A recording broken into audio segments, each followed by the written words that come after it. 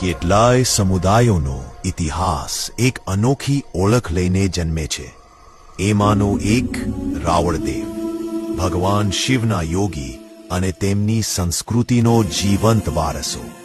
કહેવાતું છે કે ભગવાન શિવે દેવી પાર્વતીની સુરક્ષા માટે એક વિશેષ યોગીની રચના કરી અને એમનો જન્મ થયો રાવળદેવ તરીકે।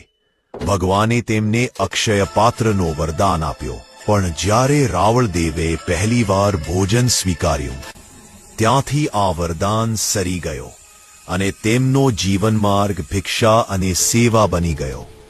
રાવળદેવ સમાજની ભૂમિકા હતી ધર્મસેવા, મંદિરોમાં આરતી, મંદિરોમાં ડાક વગાડવી, ધાર્મિક વિધિઓ, ભજન કીર્તન અને યોગી તરીકે સમાજને માર્ગ દર્શાવો।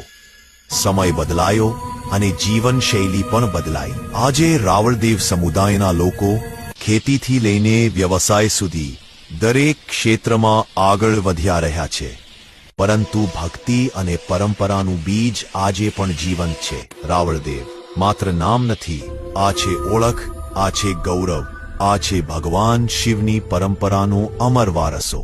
રાવળદેવ સમાજ સંસ્કૃતિથી ભરપૂર, શૌર્યથી સમૃદ્ધ અને હંમેશા શિવ ભક્તિમાં અડીખમ।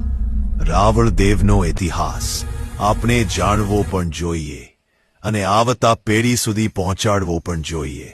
જય શિવ શક્તિ, જય રાવળદેવ।